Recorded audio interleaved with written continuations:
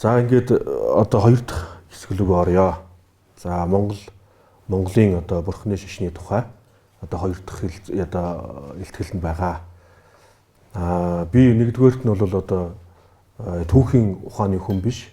Гэхдээ бурхны шашны одоо тухайг бол ерөнхий төвшөнд одоо тайлбарлах боломжтой гэж бодож байна. За би өөрийнхөө тухай товчхон танилцуулъя. Би 92 онд 90 онд лам болж 92 онд Энтхийн Гомон тацанд одоо сууж одоо ном үзэж эхэлсэн. 92 оноос 2002 он хүртэл одоо Энтхийн Гомон тацанд сууж ном үзсэн. За тэгээ түүний дараагаар 2003 оноос эхлэн одоо Монголын бурхан шашны дэд гандгчлын хийдийн дэргэд хөндрөгийн зан үзрийн нэрэмжид шинэ дээд сургуульд нийтдээ 9 жил одоо буддийн гүн ухааны багшаар ажилласан. За тэгээ түүний дараагаар Жавзундам хотог төвийг одоо анх байгуулагдах үед 2 жилийн хугацаанд одоо Жавзундам хотог төвөд ажилласан. За тэгээ түүний дараагаар Дэлгэн хотогт сангийн одоо гүйцэтгэх захирлаар одоо өнөөдөр хүртэл ажиллаж байгаа. Мөн одоо үүний хажуугаар Гонгой чөлөн тацанд одоо багшлах, Гонгой чөлөн тацанд шавлах одоо шавил сууж байгаа.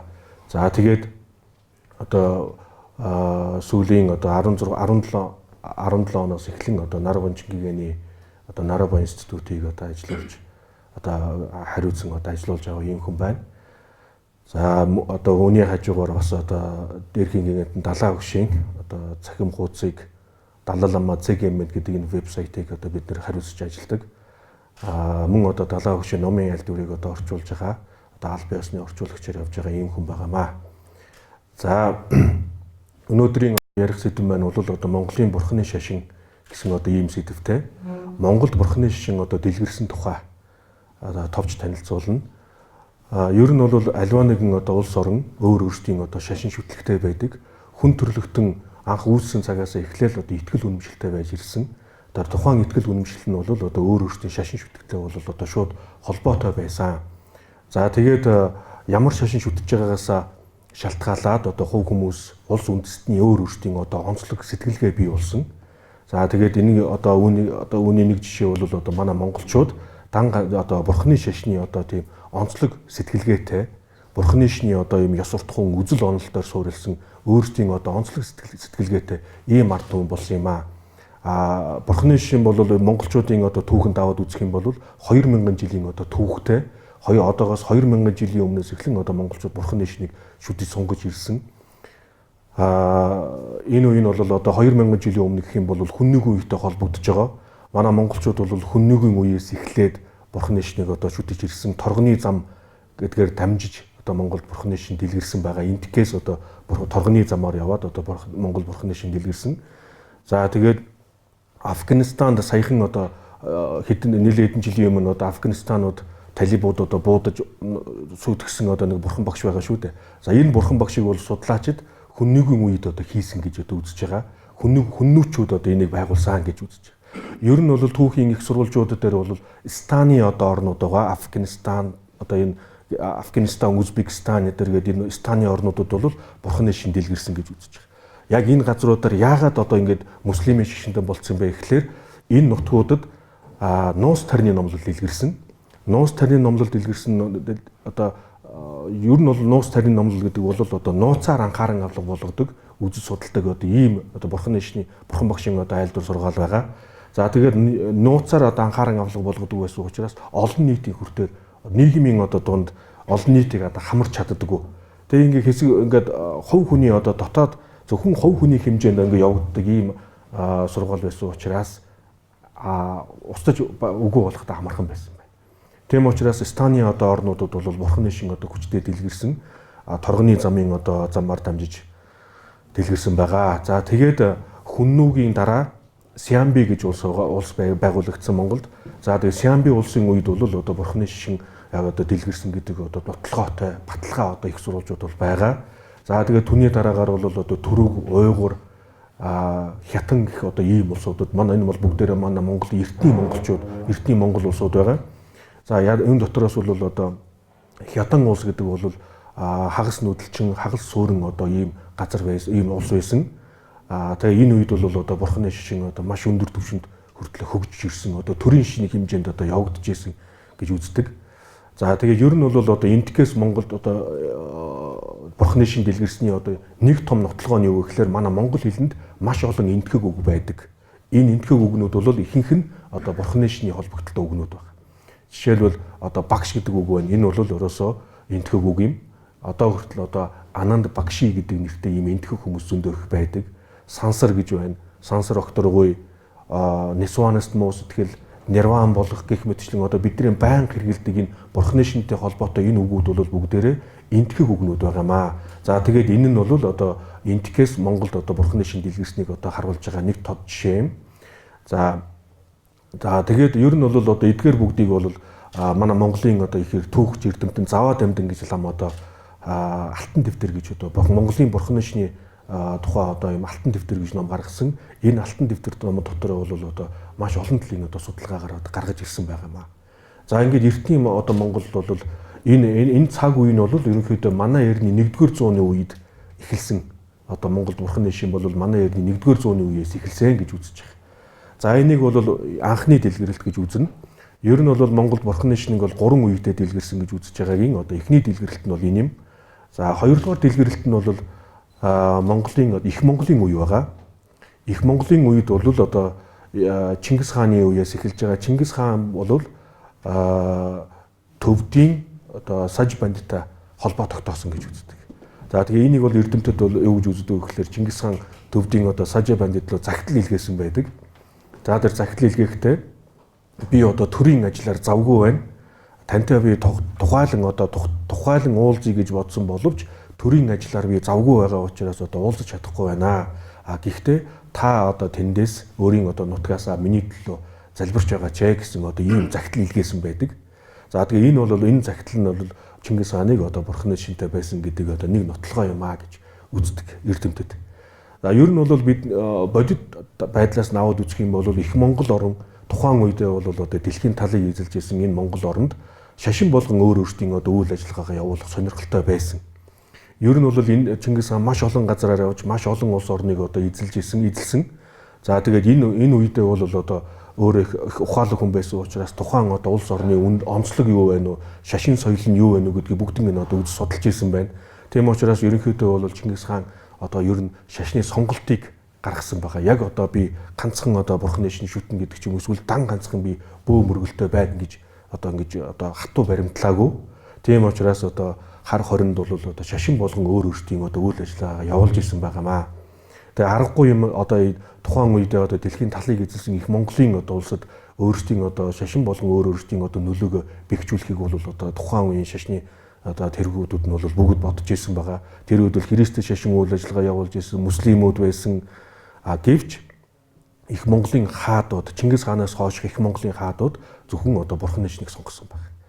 За тэгээд энэ одоо баталгааны юу гэхээр Өгөөдөө хааны дараагаар Гүйг, Годон гэх мэт одоо эдгээр хаадууд бол бүгдээрээ одоо төвдөөс номын багш нарыг залсан. Хувлын хааны үед Юан гүрэн байгуулагдаж Хувлын хааны үед бол одоо бүр төрийн одоо шашин болоод төвдөөс Павал намыг залсан байна. За ингээд хоёр дахь дэлгэрэлт нь бол одоо бурхны шиний хоёр дахь дэлгэрэлт нь бол Монголын одоо эзэнт гүрэн байгуулагдсан их Монголын үед одоо дэлгэрсэн байна. За тэгээд энэ үед сажийн одоо лам нартай холбогдсон. Сажийн одоо лам нар бол тухайн үедээ Монголд ирж нуус тарны номлыг дэлгэрүүлсэн баг. Тэгээ нуус тарны номлол нь бол түрүүнд би хэлсэн одоо зөвхөн багшаас шавьд дамжигддаг олон нийтийг одоо хамардаггүй байсан учраас энэ тухайн үеийн одоо энэ бурхны шашин бол зөвхөн одоо ордны шашин байсан гэж одоо эрдэмтэд тэгж үздэг. Энэ бол хааны ордонд байсан. Одоо хаадуудын хэмжээнд тухайн үеийн одоо Монголын элитүүдийн хэмжээнд одоо байсан байна. Нийт ард түмний дунд бол төдийлөн одоо дэлгэрээгүй гэж үздэг. За тэгээд ихэд эзэнт гүрнийг одоо их Монголын үе ингэж явагдаж байгаа. Тэгээд сүүлдээ энэ бурхны шин одоо ингээд жоохон суларсан байгаа. Хувлын хаан одоо бурхны шинд орох үед их олон янзын одоо түүхүүд байдаг, их сонирхолтой түүхүүд байдаг. За тэгээд тэр хөвчлэн ярих юм бол нэлээд хугацаа орох байх. Эхлээд өөрийн одоо эхнэрээрээ одоо Павал ламыг одоо тандуулсан баг. Павал ламыг одоо тандаж энэ үнэхээр одоо мундаг лам байна уугүй юу гэдгийг одоо өөрийнхөө эхнэрээр одоо судалгаа хийлгсэн байдаг. Тэгээд эхнэр нь Павал ламд их сүжиг ороод сүжиг төрөөд тэгээс үлдээ одоо Хувлын хаанд ийм одоо лам байна гэж танилцуулаа. Тэгээ Пагбалам хувлынхаа Пагбаламыг одоо шүтэж эхэлсэн гэж үздэг. За ингээд бурхны шин одоо алгуур сулраад мөн одоо үүнтэйгээ зэрэгцээд монголчууд бол хоорондоо хагаралдаж эхэлсэн. Монголын одоо баг хаадуудын одоо зөрчил эхэлсэн байгаа. Зөрчилдөөн эхэлсэн. За ингээд баг хаадууд одоо хоорондоо зөрчилдөж, хоорондоо одоо тусгаар одоо их салж, сарниж, бутарж одоо өөрсдийн хүчин чадлаа алдаж эхэлсэн байгаа. За тэгээд энийг бол одоо зарим улсууд янзаар тайлбарладаг. Бурхны шинийг шүтснээс болж одоо монголчууд одоо хүчин суларсан гэж үздэг. Яг үүндээ бол бурхны шин бидний монголчуудыг бол хооронд нь одоо нэгтгэх, нэгдмэл байлгах одоо ийм шашин байсан болохоос монголчуудыг хооронд нь одоо хагаралдуулах, хүчин сулруулах ийм одоо шашин байгаагүй. Монголчууд өөрсдөө ер нь бол орчлын хороогийн жам ёс шүү дээ. Хүчрхэг болсны дараагаар хүчин сулардаг. Өндөр дээр гарсны дараа өндөрөөс буудаг. Энэ бүгд ч юм бол орчлон хороогийн жам ёс юм. Жам ёсныхаа дагуу эзэнт гүрэн бол одоо суларч эхэлсэн байгаа. За тэгээд ингээд баг хаадын одоо зөрчилдөө явагдах үед одоо тухайн үеийн хаадууд хоорондоо одоо нэг нэгнтэйгээ одоо зөвлөлдөж ер нь бол бид нэр их эзэнт гүрний үед шүтэж исэн бурхны шашныг одоо шүтэхгүй байна. Өөрсдийн одоо шашин шүтлэг оюун санааны нэгдлийг бид нар нэгтгэж чадахгүй байна гэж ингэж үзээд тэгээд одоо энэ үеэс эхлээд хамгийн эхлээд бол Төмөдийн одоо өвөр Монголын Төмөдийн Алтан хаан 3 дугаар Далайлам Содон жамстай холбоо тогтоосон байгаа. За энэ бол 1370-аад оны үед одоо ингэж анх одоо холбоо тогтоосон 3 дугаар Далайламтай холбоо тогтоосон байгаа. За тэгээд Төмөдийн Алтан хааны дараагаар бол одоо Ар халахын Апайсан хаан бун одоо 3 дугаар Далайламтай холбоо тогтоосон. Ингээд өвөр Монгол, Ар Монгол хоёулаа одоо анхлан одоо бурхны шнийг одоо энэ гэлэгбийн ёсны одоо шарын шний одоо энэ уламжлалыг Монголд сонгож авсан. За тэгээд үүний дараагаар бол энэ шашин маань бол Монгол туурахт нэг бүхэлд нь одоо хамарч энэ бурхны шин дэлгэрсэн. Өвөр Монгол, Ар Монгол, Халимыг, Туваа, Бүрээд гэх мэт одоо Монгол туурахтнууд бол бүгдээрээ одоо энийг одоо шүтэж бурхны шинийг шүтэж ирсэн. За тэгээд эндээсээ эхлээд бол одоо маш олон эрдэмтэд гарч ирсэн. Өвөр Монголын одоо нээж тоон гэж эрдэмтэн гарсан, ойрдын зай бандитаа гэж гарч ирсэн.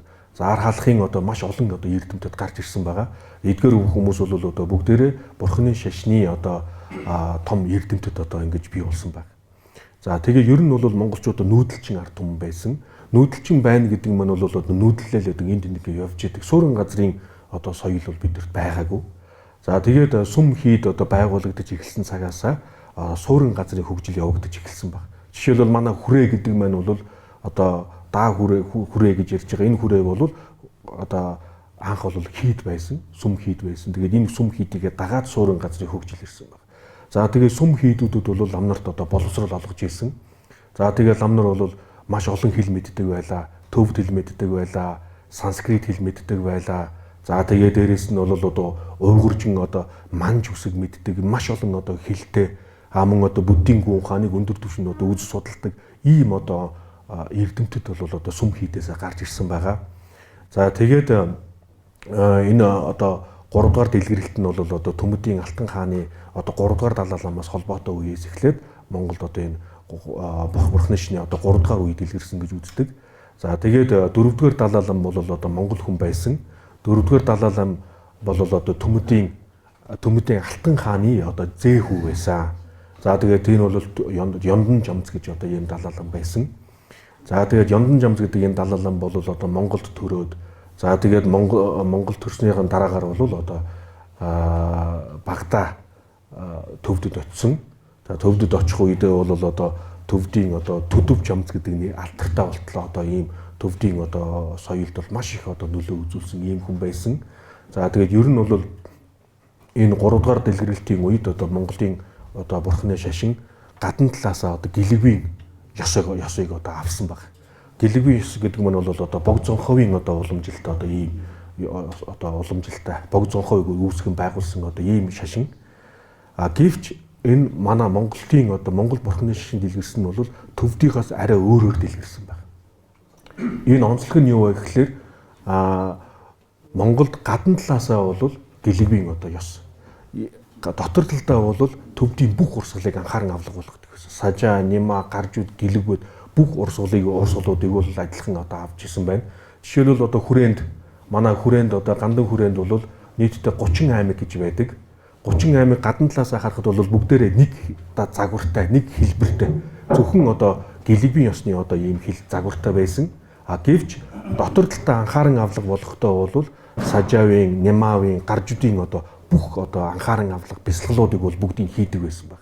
Тийм учраас Монголд Бурхны шишин дэлгэрэлтээ төвдийн одоо дөрвөн урсгалууд бүгдээрээ бүрэн гүйцэд дэлгэрсэн гэж үздэг. Үүний хоёр том жишээ байгаа. Энэ яг одоо нэг жишээ нь бол одоо Монголд барил ам дамцагд орж гэж эрдэмтэн гарсан.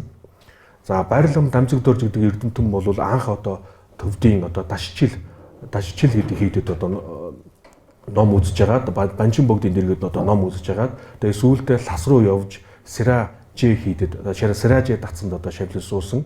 За тэгээд энэ үедээ бол одоо Парчин үз дуусаад Бүдингүн хааны одоо хоёр дахь ном Парчин гэдэг үз дуусах үед нь багш нь одоо явуулсан баг.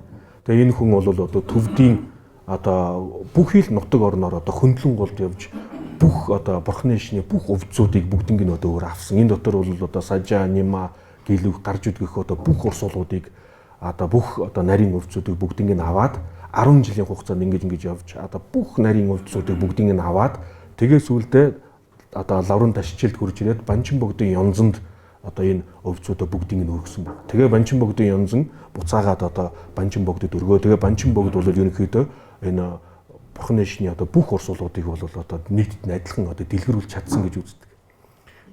Тийм учраас одоо манай Монгол тэгээд барилам дамцагд орж бол сүүлдээ 50 гаруй жилийн хугацаанд одоо Монгол улстай хөдөө орон нутгаар явж олон газраар явж одоо Бурхны шишнийг бүрэн гүйцэтгэр одоо ингэж дэлгэрүүлсэн байна. За тэгээ энэ бол нэг онцлог байгаа.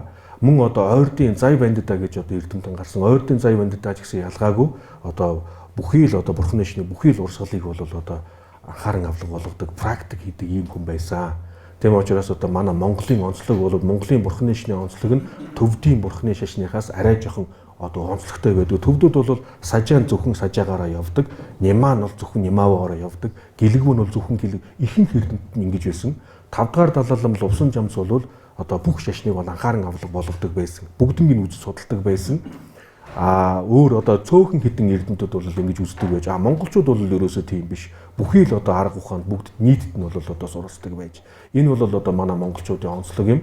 За тэгээд өөрсдийн одоо улс оронд одоо Бурхны шишин дэлгэрхтэй өөрсдийн соёл уламжлалыг одоо авсан байгаа. Түүний нэг жишээ нь бол одоо манай өндөр гэгээ зан улсрын үед бий болсон. Өндөр гэгээ зан улсар бол одоо яг одоо монголчууд хоорондоо зөрчилдөж байх үеийн одоо хоорондоо одоо яг зөрчилдөж байх үе хэцүү цаг үед одоо төрж гарсан ийм хүн байсан. Өндөр гэгээ зан улсар одоо Жанлав цогцол гэдэг номыг зохиосон.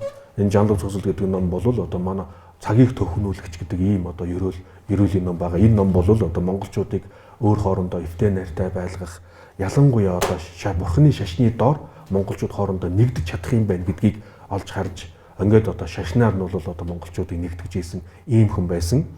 За тэгээд энэ одоо өндөргийн зан улсрын үед бол монголчууд одоо Монгол лам дээл өмсдөг одоо ийм онцлогтой өөрийн гэсэн одоо Монголын буддизм гэсэн одоо ийм онцлогийг бол одоо олж авсан байгаа. За тэгээд өндөргийн зан улсрын үед Монгол уншлаг бол бас бий болсон. Монгол уншлаг гарч одоо зарим газарт бол одоо Монгол уншлагаар одоо ном уншдаг, хурдаг байсан байна. За эндээс эхлээд бол одоо Монголын их одоо тийм өвөрмөц шинж чанартай одоо ийм зүйлүүд одоо бий болсон. За тэгээ энэ үргэлжлэл нь бол өнөөдөр хүртэл ингээд явж байгаа. За ингээд үүнээс хойш бол одоо коммунизмын үедээ залгсан 1937 оны үед бол одоо коммунизмд одоо дэлгэрч манай Монголын одоо сэхэтэн лам хуургуудыг мөн одоо элит одоо манай Монголын одоо язгууртнуудыг бол устгасан. Энэ бол биднэрт одоо маш том гарц хохирол одоо авчирсан байгаа.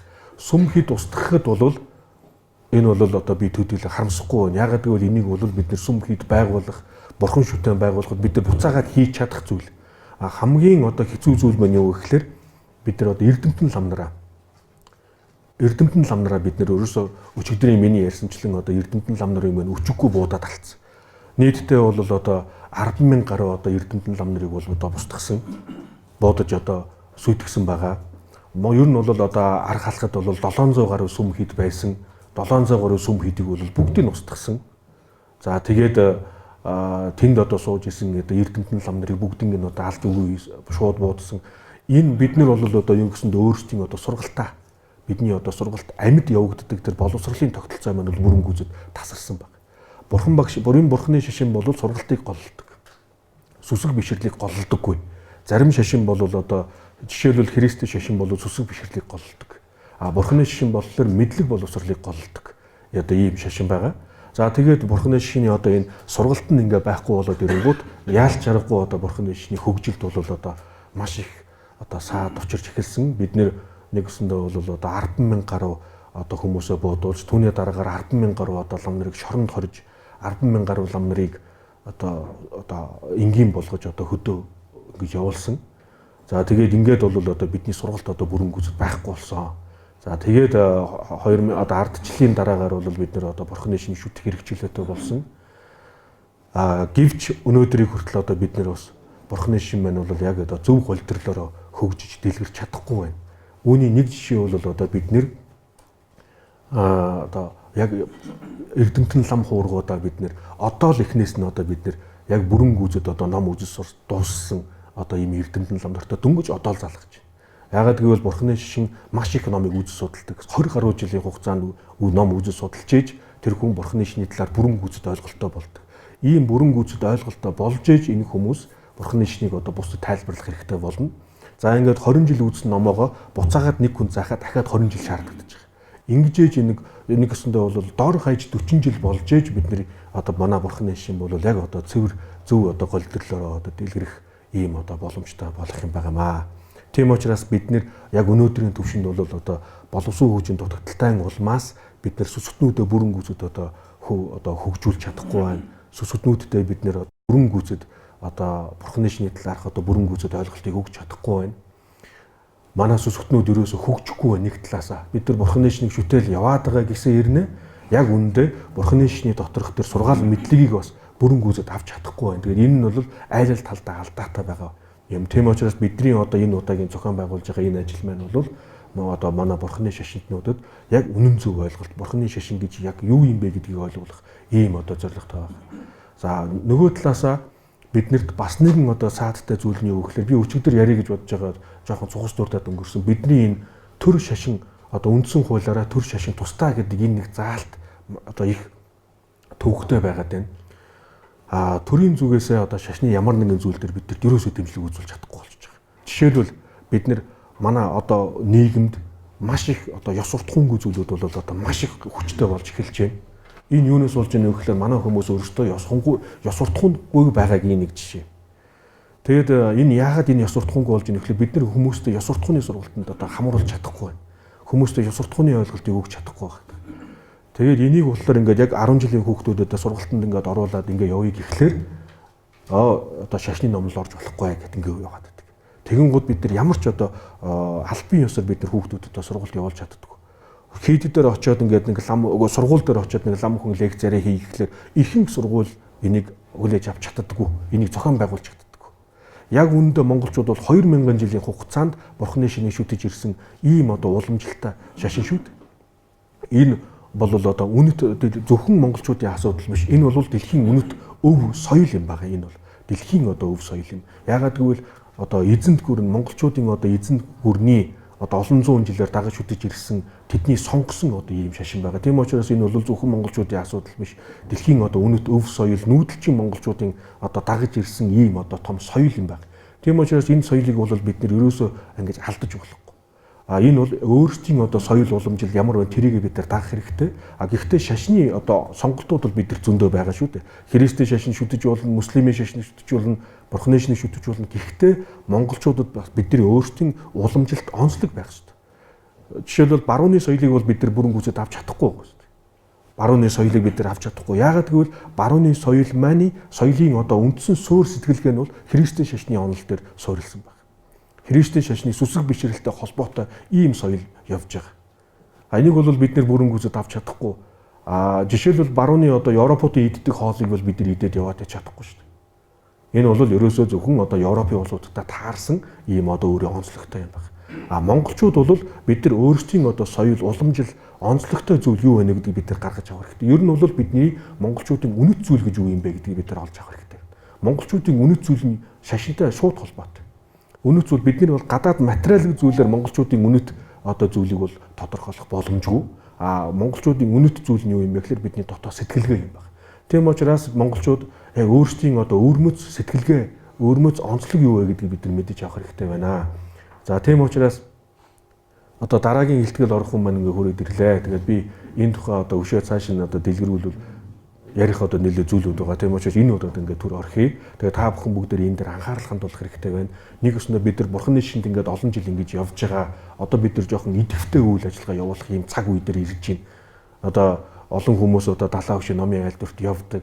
Бурхны шинж шүтээд ингээ олон жил явж байгаа хүмүүсийн хувьд одоо жоохон чанаржуулах төвшөндөө хурж ирж ин гэсэн үг. Бид нар бол ихэнхдээ сонирхчийн төвшөнд яваад байгаа. Дөнгөж анхан шатн дээр хурж ирээр зогссон. Анхан шатны зөвхөн сүсэг бишрэл дээр хурж ирээр зогссон. Сүсэг бишрэлтэй болоод дараа нь бид нар буддийн одоо ном сургаалыг үз судлах хэрэгтэй байна. Ингэж бурхан багш өөрийгөө одоо ном сургаалаа айлтжиж хүмүүсийг бурхны шинтэн болгосон. Бурхны одоо айлдвар сургаалыг хүмүүст ойлгуулж ээж бурхны шинтэн болгосон учраас бид нар ч гэсэн тэр замаар нь явах хэрэгтэй байна. Сүсэг бишрэл гэх юм бол бүх шашин сүсэг бишрэл байгаа. Бидний өөрсдийн тийм онцлогтой байх хэрэгтэй байна. Бурхны шиний одоо онцлог нь юу юм бэ гэдгийг мэдэж авах хэрэгтэй байна. За ингээд бол товчхондоо бол одоо Монгол бурхны шин дэлгэрсэн тухай ямар одоо даваа нухчааг туулж ирсэн тухай одоо товчхон одоо зүйл нь юм байна. За тэгээд та бүхэнд одоо анхаарал хандуулсанд баярлалаа. Дараагийн илтгэл рүү орё.